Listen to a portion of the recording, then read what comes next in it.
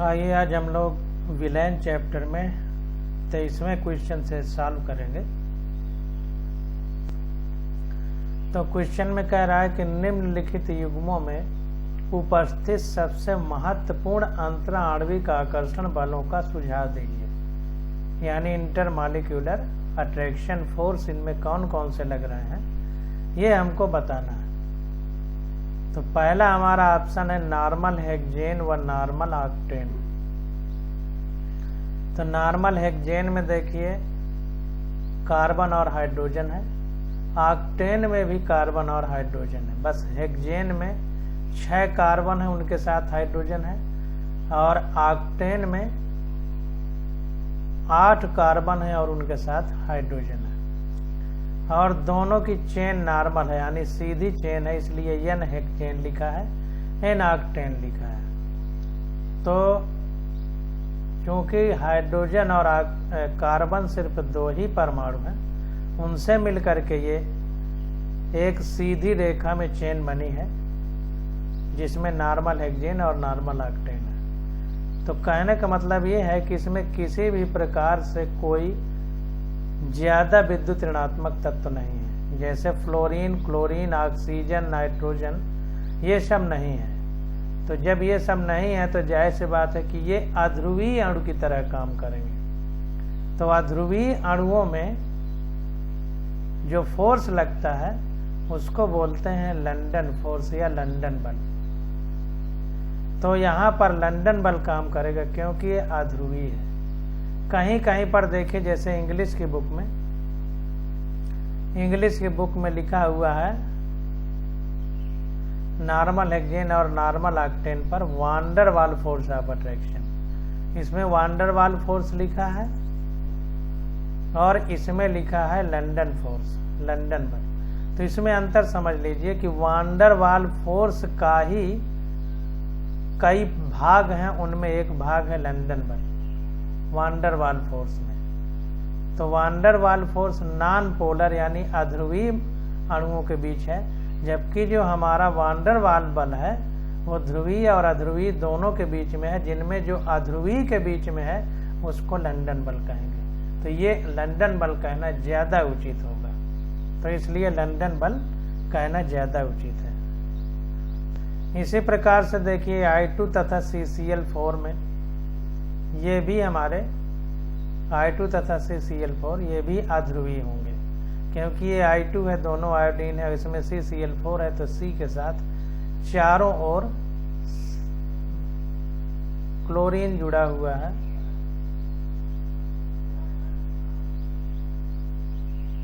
C हो गया, इधर भी Cl है, इधर भी Cl है, इधर भी Cl है, इधर भी Cl है। इस प्रकार से है। तो आयोडीन तथा CCl4 के बीच देखा जाए, आयोडीन में तो I और I ऐसे हो जाएगा, तो इसमें भी ध्रुवता नहीं है किसी भी प्रकार की। तो इनके तथा इसके बीच किसी भी प्रकार की ध्रुवता नहीं होगी, यानी ये भी हमारा नॉन पोलर होगा, अध्रुवीय, इसलिए इनके बीच भी लंदन बल लगेगा। अब देखिए अगला देखते हैं। इनमें देखिए किसी भी प्रकार की ध्रुवता नहीं है।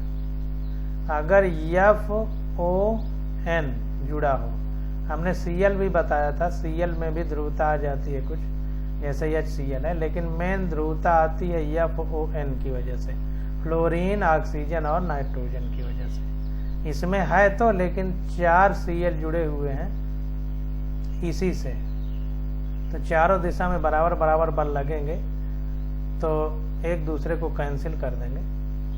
और आयोडीन अध्रुवीय है तो इसके साथ अध्रुवीय बंध ही बनेगा, तो इसलिए लंदन बल यहाँ पर भी सही हो जाएगा। अब देखिए NaCl4 तथा H2O के बीच कह रहा है, तो NaCl4 हमारा ध्रुवीय है, तो Na+ और ClO4- में टूट जाएगा इस तरह, तो ये ध्रुवीय बनाएगा। और H2O जो है इसमें HO और H, इस तरह से इसमें ऑक्सीजन ज़्यादा विद्युत ऋणात्मक है तो ये हाइड्रोजन के इलेक्ट्रॉन को खींचेगा तो ये माइनस डेल्टा होगा, ये प्लस डेल्टा हो जाएंगे, तो ये ध्रुवीय हो जाएगा। तो ये आयन बनाएंगे और ये ध्रुवीय अणु बनाएगा। तो देखिए यहाँ पर लिखा है आयन द्विध्रुव बल, यहाँ पर प्लस और माइनस दो ध्रुव बन जाएंगे और यहाँ पर भी दो ध्रुव बनेंगे, एक माइनस एक प्लस, इसलिए आयन द्विध्रुव लिखा हुआ है। ये आयन बना लेगा Na प्लस और ClO4 माइनस, ये दो ध्रुव बनेंगे प्लस और माइनस, इस तरीके से ये आपस में NaClO4 तथा H2O के बीच आयन द्विध्रुव बल लगेगा। अब आ जाते हैं मिथेनॉल तथा एसीटोन। मिथेनॉल तथा एसीटोन, तो इसको देखते हैं। अब यहाँ पर देखिए चौथे विकल्प में मिथेनॉल तथा एसीटोन, तो ये मिथेनॉल CH3OH होता है और acetone CH3C double bond O CH3 होता है। तो ये देखिए ऑक्सीजन है, अधिक विद्युत ऋणात्मक है, इसमें भी ऑक्सीजन है, अधिक विद्युत ऋणात्मक है। तो इनमें क्या होगा कि ये अपनी ओर इलेक्ट्रॉन इस हाइड्रोजन का खींचेगा तो माइनस डेल्टा हो जाएगा, ये प्लस डेल्टा हो जाएगा। इसी प्रकार से ये कार्बन के अपनी ओर खींचेगा इलेक्ट्रॉन को तो ये प्लस डेल्टा हो जाएगा, ये माइनस डेल्टा हो जाएगा। तो ये माइनस डेल्टा एसीटोन का, ये जो ऑक्सीजन में आया है, और ये प्लस डेल्टा जो हाइड्रोजन का है, मेथिल एल्कोहल या मिथेनॉल में आया है, तो ये प्लस और माइनस आपस में हाइड्रोजन आबंध बना लेंगे क्योंकि ये हाइड्रोजन है। तो इसलिए अंतराणविक हाइड्रोजन आबंध लिखा है। अंतराणविक हाइड्रोजन आबंध का मतलब दो अलग अलग अणुओं के बीच जो आबंध बने, ये अणु दूसरा है, ये अणु दूसरा है। अब दूसरे का मतलब ये बिल्कुल नहीं है कि यहाँ मिथेनॉल होगा तो ऐसा नहीं होगा, मिथेनॉल हो जाएगा तो भी हाइड्रोजन आबंध बन सकता है, क्योंकि तब भी तो एक अणु दूसरा है, एक अणु दूसरा है, मतलब दो अणुओं के बीच लगता है, चाहे वो एक ही प्रकार के अणु हो चाहे अलग अलग प्रकार के अणु, तो अंतराणविक हाइड्रोजन आबंध बोलेंगे। अगर एक ही के बीच लग रहा है, एक ही के बीच, तो उसको हम लोग अंतराणविक या इंट्रामॉलिक्यूलर बोलेंगे अंग्रेजी में। अगर एक ही अणु हो, एक ही हो, जैसे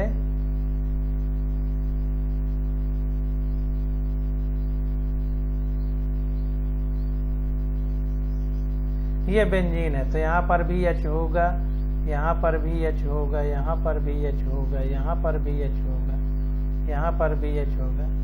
C6CH6 ये बेंजीन होता है और इसी में ये OH लगा हुआ है, तो 5 हो गए और ये OH लगा है एक H की जगह, तो C6CH5OH हो गया। इसको फिनॉल बोलते हैं। अब देखिए इन दोनों के बीच में ये ऑक्सीजन इस हाइड्रोजन के इलेक्ट्रॉन को खींचेगा तो ये माइनस डेल्टा हो जाएगा,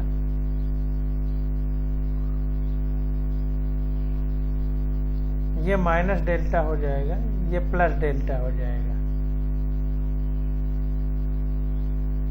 ये प्लस डेल्टा हो जाएगा। तो अब क्या होगा कि ये वाला जो ऑक्सीजन है इसके साथ हो सकता है, ऑक्सीजन ये इसके साथ बॉन्ड बनाए तो ये एक ही परमाणु हो गया, एक ही अणु हो गया। तो एक ही अणुओं के बीच जब होगा ऐसा तब ये बोला जाएगा अंतराणविक हाइड्रोजन आबंध, अंग्रेजी में बोलेंगे इंट्रामॉलिक्यूलर हाइड्रोजन बॉन्ड। तो यहाँ पर चूंकि अलग अलग अणु हैं इसलिए अंतराणविक हाइड्रोजन आबंध है। अगर एक में ही होता, ये होता, इसी में पूछता तो बोला जाता अंतर आणविक हाइड्रोजन आबंध। तो इसमें अंतर बहुत गहराई से समझिए। यहाँ पर देखिए इसकी जगह अगर NH2 लगा होता, NH2 ग्रुप लगा होता तो और अच्छा होता। यहाँ NH2 कर दीजिए, NH2 होता तो N और ये इसका जो है N इसके इलेक्ट्रॉन को खींचता तो ये प्लस डेल्टा हो जाता, ये माइनस डेल्टा हो जाता। तो अब ये ऑक्सीजन और ये हाइड्रोजन के बीच बन सकता था। इस तरह समझिए, कुल मिला करके एक ही अणु की बात है। आगे हम इसको डिटेल में पढ़ेंगे। अब अगला हमारा आ जाता है एसीटोनाइट्राइल, जिसको CH3CN बोलेंगे, तथा एसीटोन, जिसको CH3C3H6O बोलेंगे। तो इनके बीच देखिए, इसमें नाइट्रोजन है, इसमें ऑक्सीजन है, तो जाहिर सी बात है कि विद्युत ऋणात्मक तत्व है ऑक्सीजन और नाइट्रोजन।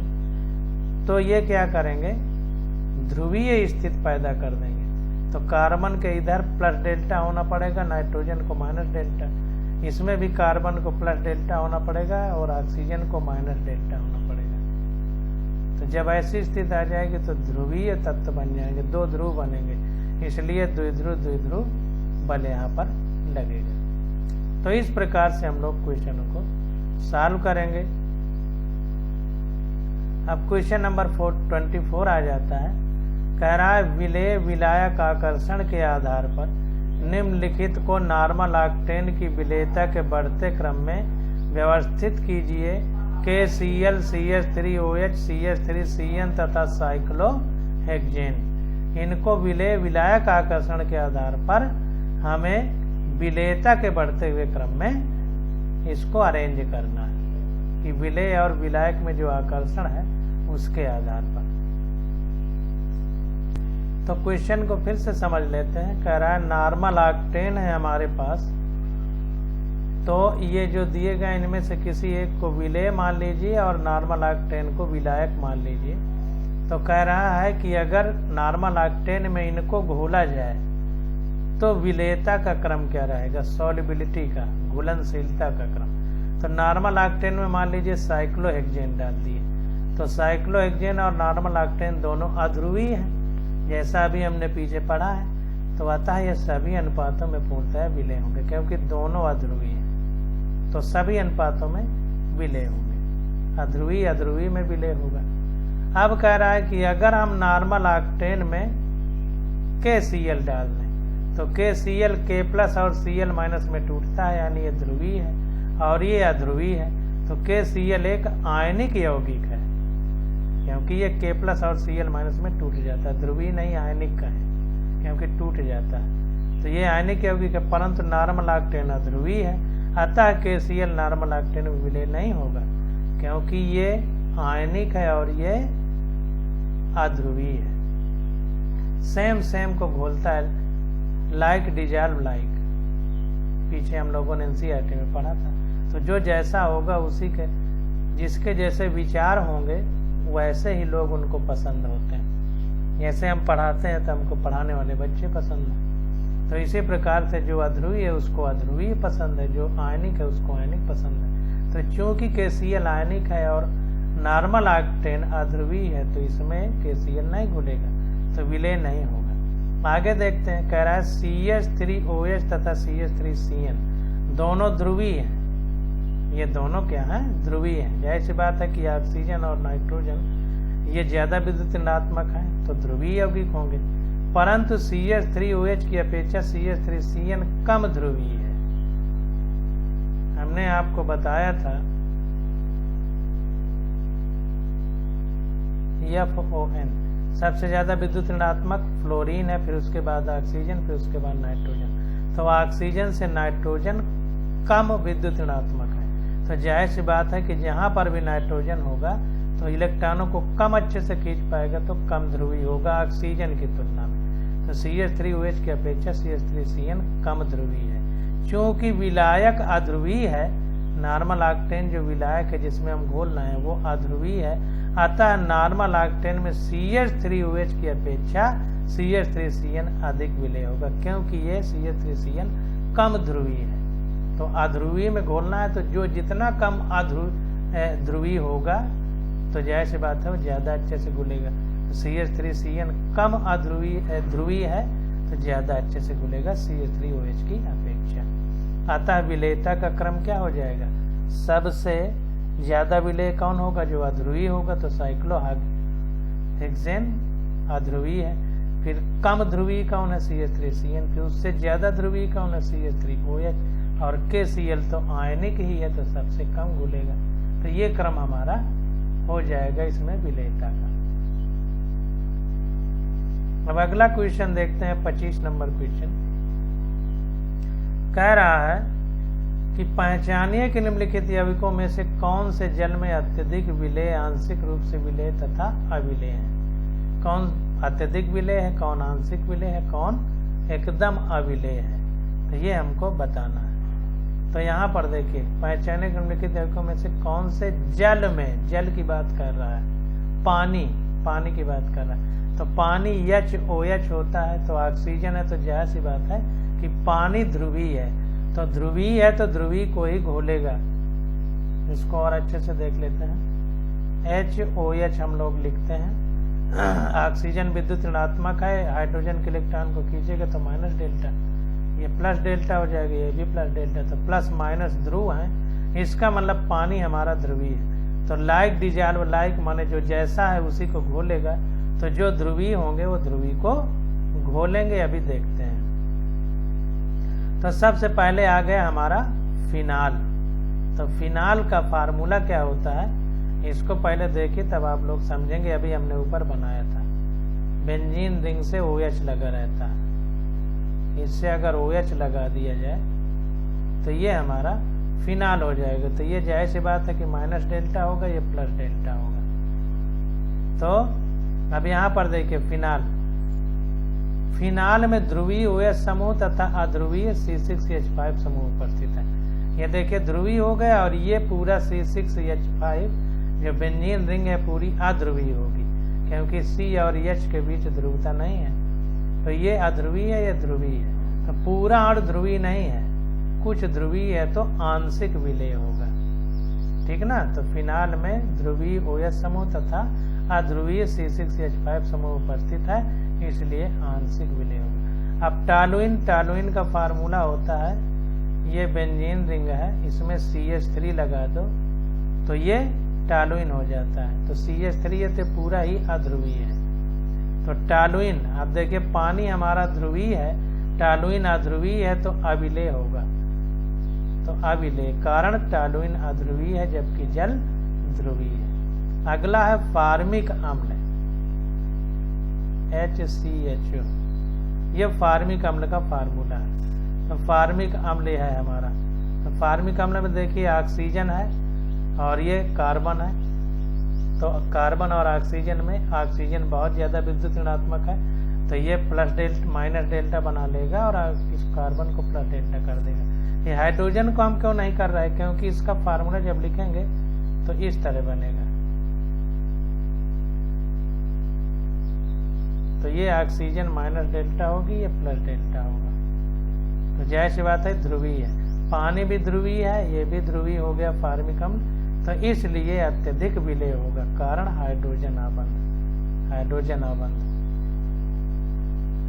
ये देखिए हाइड्रोजन आबंध गलत बता रहा है, ये चीज गलत है।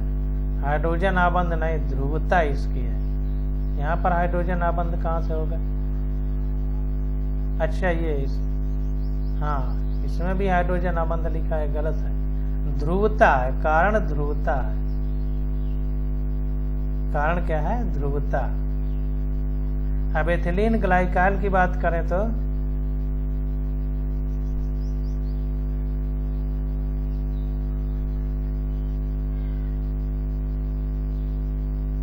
ये देखिए एथिलीन ग्लाइकॉल है, ये एथिलीन ग्लाइकॉल है हमारा। तो एथिलीन ग्लाइकॉल में देखिए OH है, तो यहाँ पर हाइड्रोजन आबंध हो जाएगा। तो एथिलीन ग्लाइकॉल अत्यधिक विलेय है, क्योंकि पोलर भी होगा, यहाँ प्लस माइनस डेल्टा होगा, ये प्लस डेल्टा होगा। और हाइड्रोजन आबंध भी बनाएगा, क्योंकि पानी के साथ पानी भी HOH होता है। तो ये प्लस माइनस डेल्टा होगा, ये प्लस डेल्टा होगा। तो ये जो है इसके साथ हाइड्रोजन आबंध भी बना सकता है। तो ये हाइड्रोजन आबंध सही है, ये वाला सही है, ये गलत है। ये हाइड्रोजन आबंध नहीं बनाएगा फार्मिक अम्ल। फार्मिक अम्ल पानी के साथ हाँ हाइड्रोजन आबंध बना लेगा, पानी के साथ हाइड्रोजन आबंध बना लेगा। HOH हाँ, खुद में नहीं बनेगा, मतलब अंतरा आणविक इंटरमॉलिक्यूलर हाइड्रोजन आबंध बनाएगा। ये लिखना चाहिए इंटरमॉलिक्यूलर। तो ये माइनस डेल्टा, ये प्लस डेल्टा, ये प्लस डेल्टा, और फार्मिक अम्ल का होता है C डबल बॉन्ड O। तो तो ये माइनस डेल्टा, ये प्लस डेल्टा, ये H हो जाएगा, ये H, तो ये आपस में हाइड्रोजन आबंध बना लेंगे ये। तो इसको बोलेंगे अंतर आणविक हाइड्रोजन, अंतरा आणविक हाइड्रोजन आबंध हिंदी में, अंग्रेजी में इंटर मॉलिक्यूलर हाइड्रोजन आबंध। तो ठीक है, ये भी सही है, ये भी सही है। ये आपस में नहीं बनाएगा, पानी के साथ बना लेगा हाइड्रोजन आबंध, तो सही है। यह लिख देता अगर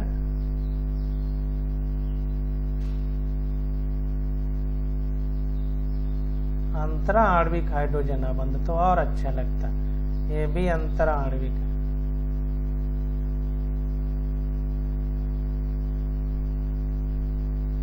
अंतरा आणविक हाइड्रोजन आबंध तो समझने में दिक्कत नहीं होती। तो ये दोनों सही हो गए। अब आगे आ जाता है क्लोरोफार्म। क्लोरोफार्म का फार्मूला होता है CH3Cl, CH3Cl। तो यहां पर देखिए क्लोरोफार्म, यहां पर देखिए लिख रहा है क्लोरोफार्म अविलेय होगा। कारण क्या है? H आबंध का निर्माण होता है यद्यपि यौगिक ध्रुवीय है। तो यहां पर देखिए क्लोरोफार्म के बारे में हमको बता रहा है कि अविलेय है। यहाँ पर थोड़ा देखिए फार्मिक अम्ल को हमने फार्मल्डिहाइड लिख दिया है, फार्मल्डिहाइड, इसमें थोड़ा सा सुधार करिए। HCHO ये फार्मल्डिहाइड है, फार्मिक एसिड HCOOH होता है। तो दो दो ऑक्सीजन है, तो ये और अत्यधिक विलेय हो जाएगा क्योंकि ये भी पोलर है, जल भी हमारा और फार्मिक एसिड भी। ये फार्मल्डिहाइड हमने बना दिया था, इसको सुधार कर लीजिए। ये फार्मिक एसिड है, फार्मिक एसिड।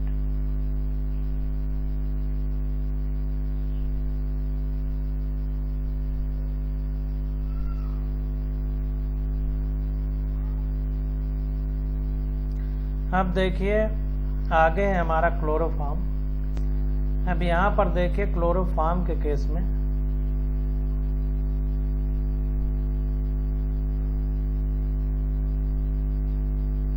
CHCl3 होता है क्लोरोफॉर्म।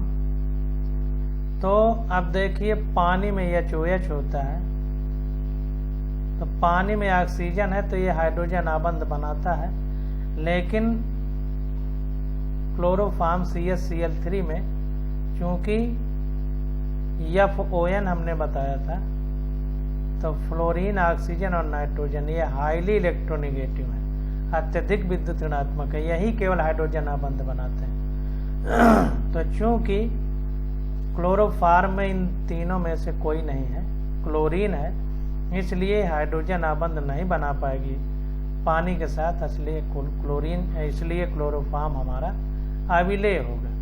तो यह लिख रहा है कि H आबंध का निर्माण होता है यद्यपि यौगिक ध्रुवीय है। तो इन बातों का मतलब नहीं है H आबंध का निर्माण नहीं हो पाता है, H आबंध का निर्माण नहीं होता है, लिखना चाहिए, नहीं होता है यद्यपि यौगिक ध्रुवीय है।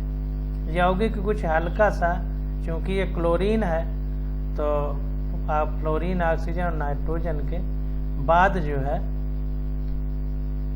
क्लोरीन ही विद्युत ऋणात्मक है, तो यौगिक तो ये ध्रुवीय हो जाएगा ये, क्योंकि कार्बन के मॉलिक्यूल को कुछ हल्का सा आंशिक रूप से खींचेगा तो बहुत कम ध्रुवीय होगा। तो बहुत कम ध्रुवीय होगा, तो कहीं कहीं पर यह भी लिखा है कि क्लोरोफॉर्म पानी में अल्प विलेय होता है, बहुत सूक्ष्म विलेय होता है, और कहीं कहीं अविलेय लिखा है। तो अविलेय है यहाँ पर, तो अविलेय को ही सही मानते हैं। कहीं कहीं पर अल्प विलेय लिखा है, उसका कारण ये है कि ये आंशिक ध्रुवीय होगा, क्योंकि क्लोरीन भी विद्युत ऋणात्मक है, भले ही फ्लोरीन, ऑक्सीजन और नाइट्रोजन की जितना नहीं है, लेकिन कार्बन के कुछ इलेक्ट्रॉनों को तो खींचेगा ही। तो पार्शियली यानी आंशिक ध्रुवीय होगा, अल्प ध्रुवीय होगा, तो कुछ ना कुछ तो घुलना चाहिए। अब आगे देखते हैं। तो यहाँ पर क्लोरोफॉर्म को अविलेय ही आप लोग मानिए, इसको जो है इंग्लिश वाली बुक में भी देख लेते हैं। Chloroform is insoluble in water, तो इनसॉल्युबल ही आप अविलेय ही मानिए। अब देखिए अगला हमसे कह रहा है कि पेंटेनॉल पेंटेनॉल की जल में विलेयता। तो पेंटेनॉल का पहले फार्मूला बनाए। तो पेंट का मतलब 5 कार्बन है, तो 1 2 3 4 5, और इसमें ऑल का मतलब OH होता है। और अगर अल लिखा होता AL, अल लिखा होता तो उसका मतलब CHO होता है ग्रुप। ओइक लिखा होता तो CO होता है।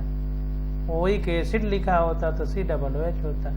ये सब हम आगे पढ़ेंगे जब कार्बनिक रसायन पढ़ेंगे। अभी बस जो लिखा है उसी के बारे में समझिए कि पेंटेनॉल का मतलब 5 कार्बन है, उसके बाद OH ग्रुप लगा है। अब ये जो 5 कार्बन है इनको हाइड्रोजन से बैलेंस कर दीजिए, CH3 हो जाएगा। 4 बैलेंस ही रखना है। इसमें 1 2 तो CH2 हो जाएगा, इसमें भी CH2 हो जाएगा, इसमें भी CH2 हो जाएगा, इसमें भी CH2 हो जाएगा। तो ये OH लगा। तो ये पूरा तो देखिए अध्रुवीय है, अध्रुवीय है।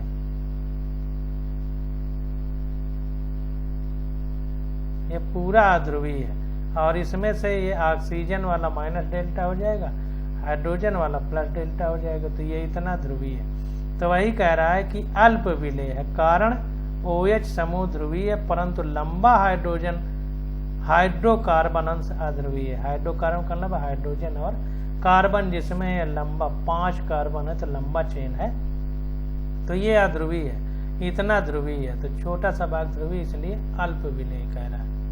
तो इस प्रकार से हम लोगों को क्वेश्चन को करना है और समझना है कि कैसे क्वेश्चन होंगे हमारे। अब आ जाता है क्वेश्चन नंबर 26।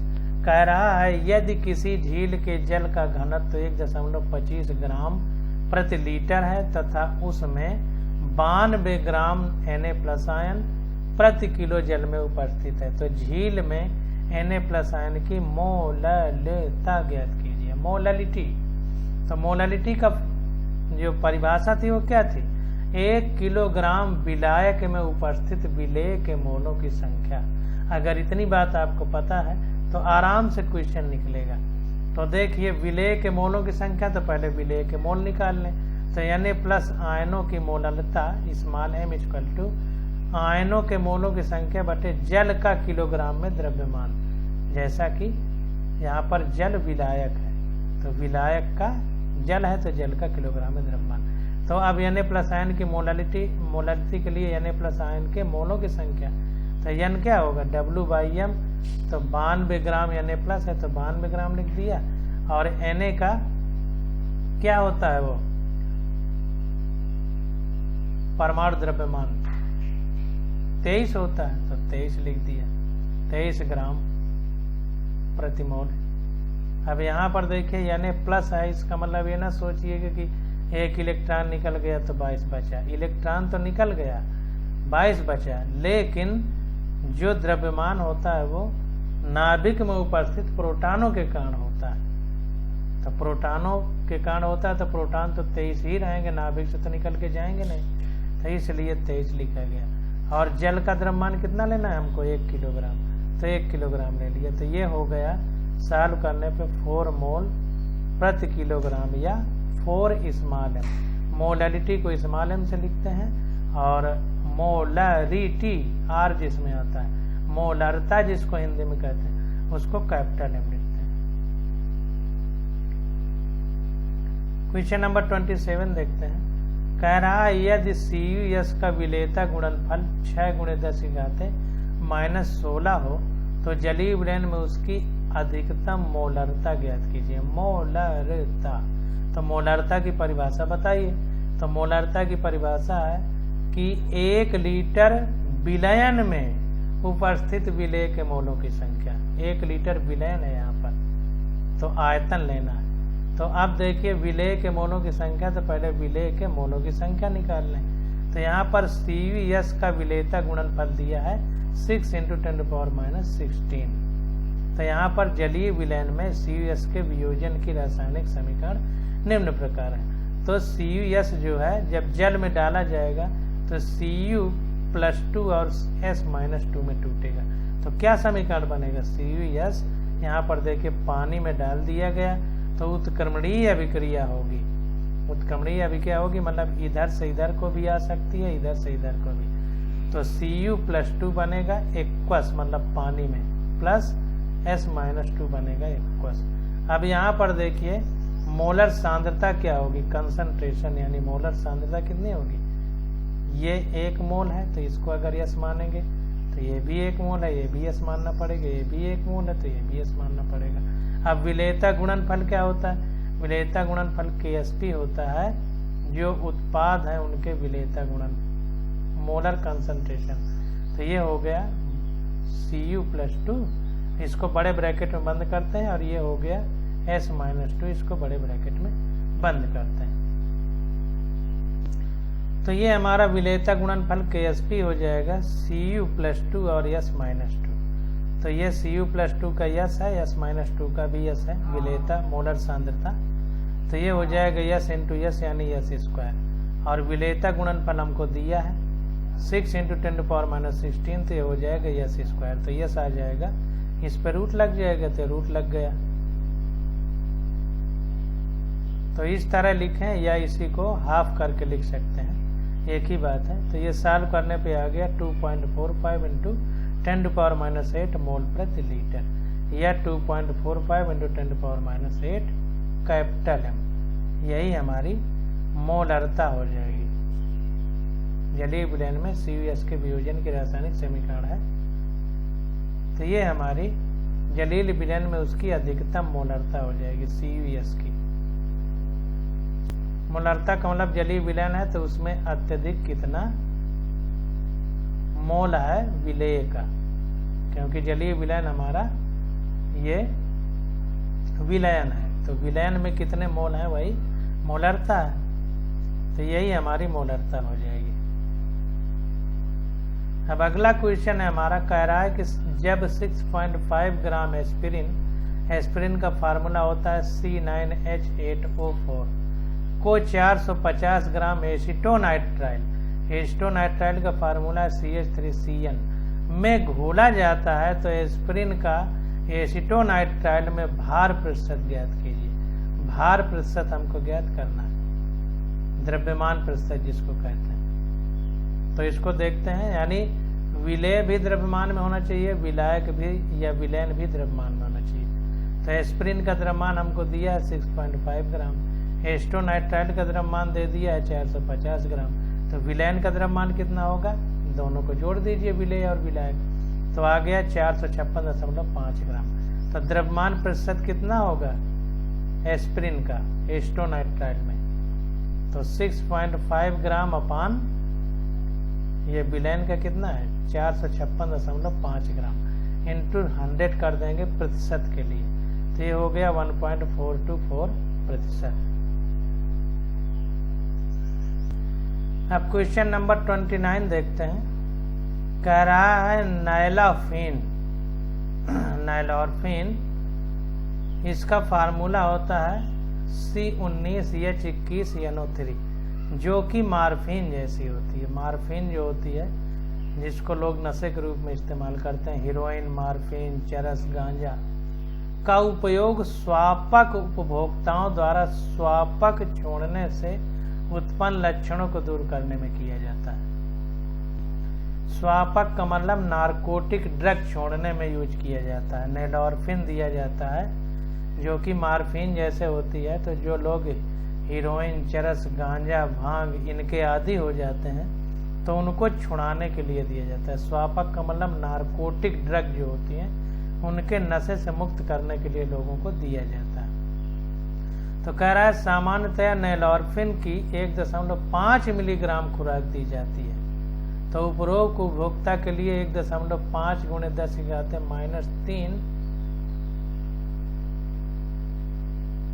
ml जलीय विलयन का कितना द्रव्यमान आवश्यक होगा। ये देखिए m लिखा है, क्लियर नहीं हो रहा है। ये देखिए यहाँ भी स्मॉल है, इसका मतलब मोलल जो मोललिटी में लिखा जाता है स्मॉल m वो चीज है। तो 1.5 × 10⁻³ स्मॉल m जलीय विलयन मतलब मोलैलिटी वाला है। ये ग्राम मिलीग्राम में दिया, जाहिर सी बात है कि विलायक को किलोग्राम में लिया जाएगा। तो हमसे क्या पूछ रहा है कि उपरोक्त खुराक के लिए 1.5 × 10⁻³ मोलल जलीय विलयन का कितना द्रव्यमान आवश्यक होगा अगर सामान्यतया 1.5 मिलीग्राम खुराक दी जाती है। तो 1.5 मिलीग्राम खुराक दी जाती है, तो इतने मोलल अगर जलीय विलयन है तो इसका कितना द्रव्यमान होगा। तो 1 किलोग्राम में इतना मोल है एक तरह से, तो इतने निकाल लेना है हमको, तो आराम से निकलेगा। तो देखिए m = 1.5 × 10⁻³ स्मॉल m को क्या लिख सकते हैं, मोललता का फार्मूला मतलब क्या होता था कि 1 किलोग्राम विलायक में उपस्थित विलेय के मोलों की संख्या। तो 1 किलोग्राम मतलब प्रति किलोग्राम में इतना मोल उपस्थित है, तो इसलिए लिख दिया 1.5 × 10⁻³ मोल प्रति kg। तो विलेय का द्रव्यमान कितना हो गया 1.5 × 10⁻³ ग्राम या 1.5 मिलीग्राम। ये विलेय का द्रव्यमान हमको क्वेश्चन में दिया है 1.5 मिलीग्राम। अब देखिए विलायक का द्रव्यमान हमको पता कर लिया जाए, तो विलायक का द्रव्यमान कैसे निकालेंगे। हमको दिया है कि विलेय हमारी क्या है नैलोरफिन C19H21 NO3 का मोलर द्रव्यमान कितना होगा, तो निकाल लेते हैं। तो C का 12 होता है, 19 है तो 19 का गुणा हो गया, प्लस H का 1 होता है 21 है तो 21 का गुणा हो गया, N का 14 होता है, प्लस O का 16 होता है, 3 है तो 3 का गुणा हो गया, तो आ गया 311 ग्राम प्रति मोल। तो अब ये मोलर द्रव्यमान आ गया, द्रव्यमान हमको पता है तो हम लोग मोलों की संख्या ज्ञात कर लें। तो विलेय के मोलों की संख्या क्या हो गया द्रव्यमान बटे मोलर द्रव्यमान, तो 1.5 × 10⁻³ अपान 311, तो ये आ जाएगा ये मोलों की संख्या। अब मोललता यम क्या होता है विलेय के मोलों की संख्या बटे विलायक का किलोग्राम में द्रव्यमान। यहाँ विलेय के मोलों की संख्या लिखना चाहिए, इससे कंफ्यूजन नहीं होगा।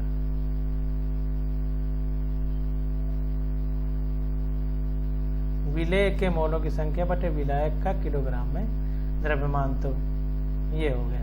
अब विलायक का द्रव्यमान कितना है, तो विलायक का द्रव्यमान अगर निकालना हो तो ये इधर आ जाएगा, तो विलेय के मोलों की संख्या बटे मोललता नीचे चला जाएगा, तो विलेय के मोलों की संख्या बटे मोललता, तो ये हो जाएगा मोलों की संख्या कितनी है विलायक का द्रव्यमान बराबर ये इधर आ जाएगा, विलायक का द्रव्यमान किलोग्राम में, तो मोललता नीचे चली जाएगी, तो मोलों की संख्या बटे मोललता हो जाएगा। तो ये हो जाएगा कितना विलेय के मोलों की संख्या इतनी है 1.5 × 10⁻³ अपान 311 गुणे मोललता कितनी है, मोललता इतनी दी गई है, तो 1 अपान में हो जाएगा क्योंकि नीचे 1.5 × 10⁻³ मोल प्रति kg। ये ग्राम में है, क्योंकि ये द्रव्यमान हमको मिलीग्राम में था तो इसलिए इसको ग्राम में बदला गया। ये ग्राम में है, इतना मिलीग्राम तो इसको ग्राम में बदला, ये किलोग्राम से ग्राम में बदला, ये किलोग्राम में ही है 1.5 × 10⁻³ तो मोल प्रति किलोग्राम आ गया। अब इसको सॉल्व कर लेंगे, सॉल्व किया तो देखिए ये कट जाएगा, तो ये हो जाएगा 1/311, तो ये भाग देने पे आ जाएगा 0.0032 किलोग्राम या 10⁻³ का भाग देंगे तो ये आ जाएगा 3.2 ग्राम। यहाँ पर देखिए ग्राम से ग्राम कट जाएगा तो ये किलोग्राम ही बचेगा, तो किलोग्राम को ग्राम में बदलने के लिए 1000 का गुणा किया गया यहाँ पर 1000 का किलोग्राम को ग्राम में बदलने के लिए। अब अगला क्वेश्चन देखते हैं। कह रहा है बेंजोइक अम्ल का मीथेनॉल में 0.15 मोलल विलयन बनाने के लिए आवश्यक मात्रा की गणना कीजिए। स्मॉल m है, बेंजोइक अम्ल का मीथेनॉल में बनाना है, 0.15 मोलर विलेन। तो बेंजोइक अम्ल को मिथेनॉल में बनाना है। तो मोलरता हमको दी गई है। हम देखें यहाँ पर मोलरता लिखा है, यहाँ पर स्मॉल एम लिखा है। इसको इंग्लिश वाली बुक में देखते हैं। ये देखिए कैपिटल एम है, तो इसको सही कर लीजिए। कैपिटल एम है। कई चीजें देखिए यहाँ छूट गई हैं, इसको समझिए। कह रहा है calculate the amount of benzoic acid required for preparation 250 ml of 0.15 molar solution in methanol. 250 ml भी है। तो बेंजोइक एसिड की मात्रा हमको पता करना है, जो 250 ml 0.15 मोलर सॉल्यूशन बना रहा है, विलेन बना रहा है मिथेनॉल के साथ। तो यहाँ पर देखिए बेंजोइक एसिड की मात्रा 250 ml दी गई। तो ये इसमें गलत दिया गया हिंदी वाली में, इसको सही करिए।